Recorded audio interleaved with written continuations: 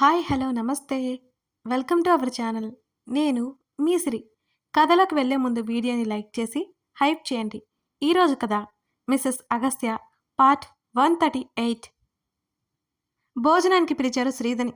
మనోహర్ వచ్చిన విషయం తెలిసి ఆమె ఊపిరి పీల్చుకుంది. సూరజ్ గురించి అన్నీ అతనితో చెప్పాలని కిందకి వెళ్ళింది. మావయ్యతో ఉత్సాహంగా మాట్లాడుతున్న సూరజ్ని చూసి తను చెప్పిన మనోహర్ నమ్మడు అని ఇది ఒక డ్రామా అనుకుంటాడు. చివరి నిమిషంలో ఆగిపోయింది శ్రీధ.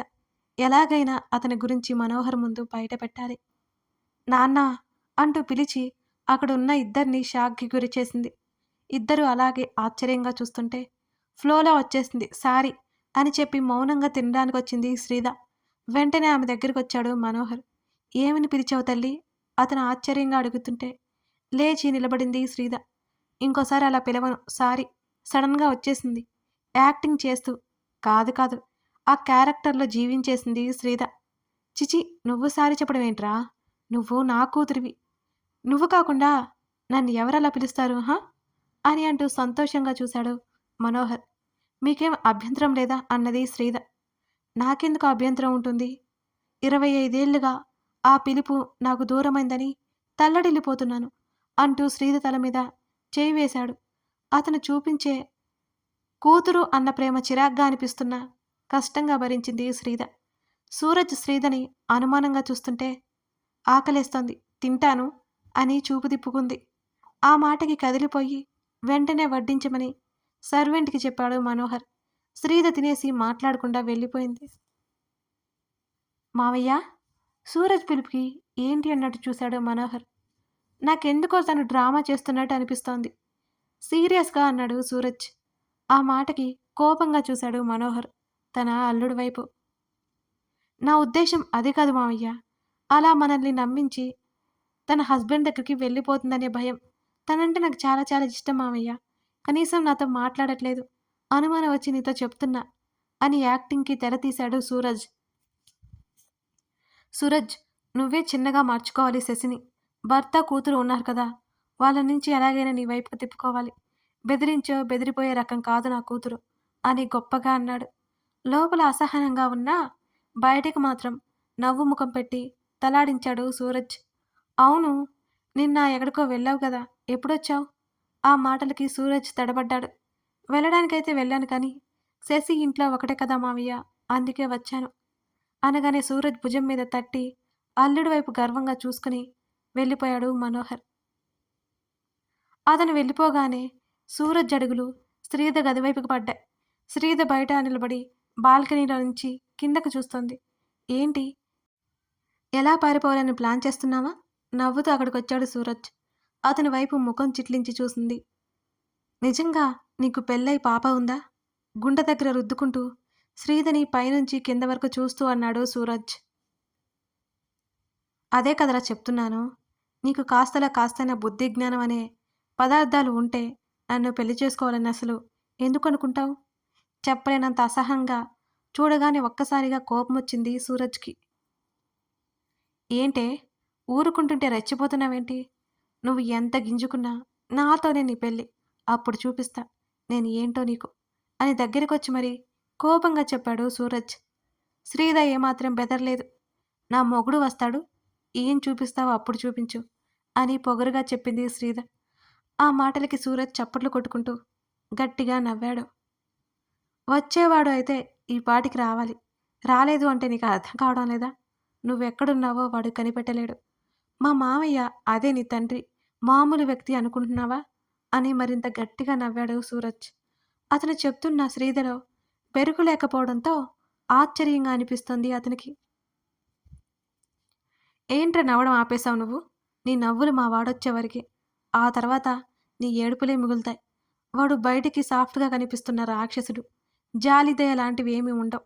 ఏదో నా దయ వల్ల కోపమనే ఎలిమెంట్ని ప్రస్తుతం డిలీట్ చేశాడు. ఒక్కసారి ఇన్స్టాల్ చేశాడంటే నువ్వు తట్టుకోలేవు.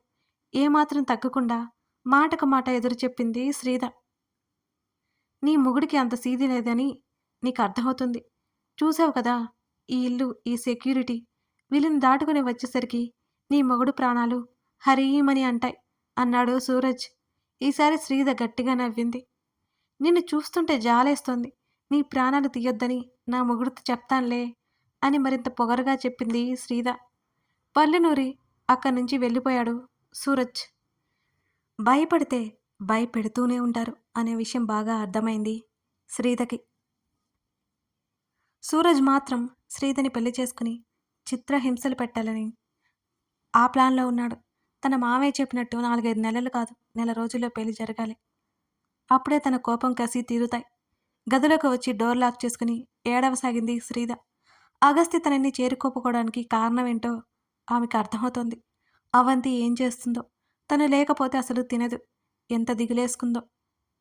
ఆమె వెక్కిలే శబ్దానికి ఆ గది గోడలు కూడా మౌనం వహించాయి. డేవిడ్, అగస్త్య ఇద్దరూ ముంబైలో హోటల్ రూమ్లో గ్యాదర్ అయ్యారు. మనోహర్ గురించి ఒక్కొక్కటి చెప్పసాగాడు డేవిడ్. మొత్తం వింటున్నాడు అగస్త్య. సార్, మేడం గారు ఎక్కడ ఉన్నారో తెలిసింది కదా, ఈ నైట్ వెళ్దాం కోపంగా ఊగిపోతూ అన్నాడు జేమ్స్. ఆగమన్నట్టు జేమ్స్కి చేయి చూపించి డేవిడ్ వైపు చూసి నువ్వు చెప్పు అని అన్నాడు అగస్త్య. ఇప్పుడు కావలసింది ఆవేశం కాదు, ఆలోచన అనే విషయం అగస్త్యకి తెలుసు. నువ్వు ఆ ఇంట్లోకి వెళ్ళలేవు బాస్, అక్కడ సెక్యూరిటీ చీమను కూడా పట్టేయగలదు అని అన్నాడు డేవిడ్.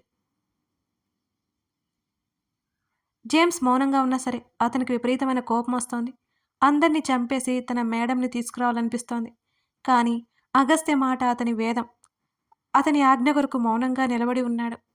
ఫస్ట్ ఆ ఇంట్లోకి వెళ్ళాలి, అంతకంటే ముందు శ్రీధని కాంటాక్ట్ అవ్వాలి అన్నాడు అగస్త్య. ఇది ఇంపాసిబుల్ అని డేవిడ్ అన్నాడు.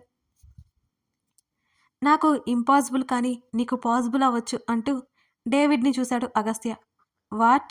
ఎస్, నువ్వే వెళ్ళబోతున్నావు. No way. ఏంటి భయమా? భయం ఎలాంటిదో కూడా నాకు తెలియదు అన్నాడు డేవిడ్. మరేంటి, నువ్వు మాఫియా అని చెప్పుకునే ప్యారిస్ వీధి రౌడీవా? చిరాగ్గా అన్నాడు అగస్త్య. అక్కడికి వెళ్ళడం కష్టం కాదు కానీ ఆ మనోహర్ మాఫియాకి హెల్ప్ చేయడు అని గట్టిగా అన్నాడు. అసలు నువ్వు నిజంగా మాఫియా లీడర్వా? ఎలా అప్రోచ్ అవ్వాలో కూడా నేనే చెప్పాలా అని గట్టిగా అరిచాడు అగస్త్య. డేవిడ్ సీరియస్గా చూశాడు అగస్త్యని. అగస్త్య విసుగు తగ్గించుకుంటూ నేను ప్లాన్ చెప్తాను, ఫాలో అవ్వు అని సీరియస్గా చెప్పాడు. అగస్త్య సిచ్యువేషన్ అర్థం చేసుకున్న డేవిడ్ తలాడించాడు. వినడానికి సిద్ధమయ్యాడు. అగస్త్య చెప్పిన ప్లాన్ విని అంత తేలిగ్గా నమ్మేస్తారా అని అన్నాడు. తెల్లటి skin tone, grey hair, height, weight అన్నీ చూస్తుంటే డేవిడ్ ఫారినర్ అని ఎవరికైనా అర్థమవుతుంది మరి. అది నీ కెపాసిటీ మీద ఆధారపడి ఉంటుంది అని అగస్త్య అన్నాడు. ఉఫ్, సరే, నేను అతని అపాయింట్మెంట్ కోసం ట్రై చేస్తాను అని అనగానే జేమ్స్ వైపు ఒకసారి చూసి పైకి లేచాడు అగస్త్య. ఇతను కూడా నాతో పాటు వస్తాడా అన్నాడు డేవిడ్. తను వస్తే నువ్వు నా మనిషివే అని ఈజీగా అర్థమవుతుంది అని ఆ మాత్రం తెలివి లేదా అన్నట్టు చూస్తూ వెళ్ళిపోయాడు అగస్త్య. డేవిడ్ మనోహర్ అపాయింట్మెంట్ తీసుకోవడానికి దారులు వెతుకుతున్నాడు. మరోవైపు మమ్మ మమ్మ కావాలి మా అని చందన చీర కొంగు పట్టుకుని వెక్కి వెక్కి ఏడుస్తుంది అవంతి. బామ్మకి, చందనకి, అనురాధకి ఏం చేయాలో తోచట్లేదు. వాళ్ళంతా ఎంత చెప్పినా మాట వినట్లేదు. అనురాధ ఎత్తుకోపోతున్న జారిపోయి నేల మీద కూర్చొని ఏడుస్తోంది. కనీసం పాపని ఎత్తుకొని తన పరిస్థితికి చందనకి తన మీద తనకే కోపం వచ్చింది. నెమ్మదిగా బామ్మ సాయంతో కూర్చుని తన పక్కనే ఉన్న అవంతిని కూర్చోబెట్టుకుంది. ఆ చిన్ని ప్రాణానికి ఎలా సర్ది చెప్పాలో వాళ్ళకసలు అర్థం కావడం లేదు. రాధా, అవికి చాక్లెట్ తీసుకురా అని చందన చెప్తుంటే నాకొద్దు అని మళ్ళీ ఏడుపు మొదలుపెట్టింది. ఏడ్చి ఏడ్చి ఆ చిన్నారి గొంతు జీరబోయింది. అది కాదు బంగారం, అవి గుడ్ గర్ల్ అని డాడీ చెప్తుంటాడు కదా, మరి డాడీ లేనప్పుడు బ్యాడ్ గర్ల్లా ఏడిస్తే డాడీ వచ్చాక నిన్ను బ్యాడ్ గర్ల్ అంటారు కదా అని చందన నెమ్మదిగా చెప్తుంటే నేను బ్యాడ్ గర్ల్, నాకు మమ్మ కావాలి అని ఇంకా ఇంకా ఏడవసాగింది ఆ బుజ్జిది. బామ్మకి కన్నీళ్ళు ఆగట్లేదు. వెంటనే మంచం మీద నుంచి జారిపోయి దూరంగా టేబుల్ మీద ఉన్న చందన ఫోన్ తీసుకొచ్చి మమ్మ ఫోన్ చే అని చందన చేతిని పట్టుకొని ఊపేసింది. ఐ హేట్ మమ్మ, మమ్మ చెప్తా అని తన కోపమంతా తల్లి మీద చూపించాలని, తల్లితో మాట్లాడాలని చాలా అనిపిస్తుంటే ఏడుపు ఆపట్లేదు అవంతి. అవి తండ్రి పిలుపు ఎక్కడి నుంచో వినిపించగానే కొత్త ఊపిరి అందినట్టు ఆ చిన్ని ప్రాణానికి అలా అనిపించింది. గబగబా కళ్ళతోనే చుట్టూ చూసి తలుపు దగ్గర ఉన్న తండ్రి కనిపించగానే పరుగున దిగి పరిగెత్తింది అవంతి. అందరూ తల తిప్పి చూశారు. అగస్త్య ఉన్నాడు. బామ్మ కాల్ చేయడంతో వెంటనే ఫ్లైట్‌కి బయలుదేరి వచ్చేశాడు అతను కూడా. డాడా అంటూ కాలుని చుట్టేసి ఏడుస్తుంటే వెంటనే రివ్వున పైకి లేపి హత్తుకున్నాడు. తండ్రిని చూడగానే గుక్కపెట్టి ఏడవసాగింది ఆ చిన్నారి. అవి నా బంగారం కదూ! డాడీ వచ్చేశాడు కదా ఏడవకు అంటూ అక్కడి నుంచి బయటికి తీసుకొచ్చి నీళ్లు తాగించాడు అగస్త్య. ఏడ్చి ఏడ్చి ముఖమంతా వాడిపోయి నీరసించిపోయిన కూతుర్ని చూస్తుంటే అతని కళ్ళల్లో తడి చేరింది.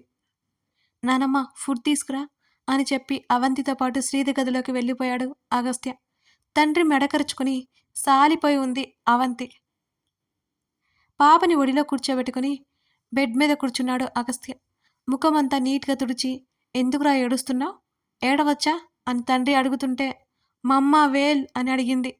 మళ్ళీ ఏడవడానికి సిద్ధమవుతూ, వస్తుందిరా, మమ్మీకి పని ఉంది, నీకోసం ఫాస్ట్గా వస్తానంది అని సర్ది చెబుతుంటే అతని పాకెట్లో ఉన్న ఫోన్ బయటికి తీసి, మమ్మ ఫోన్ చే అంటూ మళ్ళీ తండ్రిని అడిగింది. కూతురు ముందే కాంటాక్ట్స్ ఓపెన్ చేయగానే శ్రీధ ఫోటో కనిపిస్తుంటే దాని మీద క్లిక్ చేసింది. శ్రీధకి కాల్ వెళ్ళిపోయింది. ఆ ఫోన్ లాక్కుని చెవి దగ్గర పెట్టుకుంది అవంతి. మొబైల్ రింగ్ అవుతున్నా లిఫ్ట్ చేయట్లేదు. లిఫ్ట్ చేయకపోతేసరికి మళ్ళీ ఏడుపొచ్చింది. ఐ హేట్ మమ్మ అని మళ్ళీ తండ్రి మెడ కరుచుకుని ఏడవసాగింది. లేదురా, మమ్మీ మొబైల్ మర్చిపోయింది. నువ్వంటే మమ్మీకి చాలా చాలా ఇష్టం తెలుసా అంటుంటే మొండిగా ఉండి మాట్లాడలేదు. తల్లి మీద చాలా కోపం పెంచుకుంది ఆ క్షణం. తండ్రి భుజం మీద వాలి బేలగా ముఖం పెట్టి మునిమనవరాల్ని చూస్తుంటే కళ్ళెత్తుకుని లోపలికొచ్చింది బామ్మ. బామ్మ చేతిలో ఉన్న బౌల్ తీసుకుని అవంతిని నెమ్మదిగా ఒడిలో కూర్చోబెట్టుకున్నాడు అగస్త్య. మౌనంగా తడి కళ్ళతో చూస్తున్న కూతుర్ని చూస్తుంటే ఇలాగే వదిలేస్తే డిప్రెషన్లోకి వెళ్ళిపోతుందని అతనికి అనుమానం వచ్చేసింది. తండ్రి పెడుతుంటే మారం చేయకుండా తింటున్న మనవరాల్ని ఆశ్చర్యంగా చూసింది బామ్మ. ఏదో విరక్తిగా భోజనం చేస్తోంది. తిన్న వెంటనే అగస్త్య భుజం మీద వాలి నిద్రపోయింది. చిన్నప్పుడు తల్లిపోయిన తర్వాత ఒంటరివాడైన మనవడు గుర్తుకొస్తుంటే బామ్మకి కన్నీళ్లు ఆగలేదు. అసలేంటి నాన్న ఇదంతా?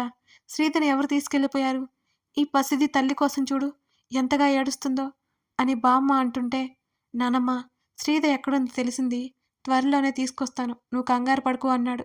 కంగారు పడకుండా ఎలా ఉండమంటావు నాన్న అని బాధగా చూస్తున్న ఆమెను, చెప్పాను కదా తీసుకొస్తాను అని, అవి నాతోనే వస్తుంది బట్టలు సర్దు అంటూ కూతుర్ని నెమ్మదిగా బెడ్ మీదకి చేర్చి పక్కనే వాలి మొబైల్ తీసుకున్నాడు. నీతోనా? నీతో ఎందుకు? ఇక్కడే ఉంటుంది అని బామ్మ గట్టిగా చెప్పింది. వద్దు నానమ్మ, నేను కూడా లేకపోతే పిచ్చిదైపోయేలా ఉంది నా కూతురు అని అన్నాడు ఏమాత్రం భారం ముఖంలో చూపించకుండా. అది కాదు నాన్న, ఆడపిల్ల అవసరాలు నీకేం తెలుసు? అందులోనూ పసిపిల్ల, నీతో వద్దు, చెప్తే అర్థం చేసుకో బామ్మ బ్రతిమాలింది అగస్త్యని.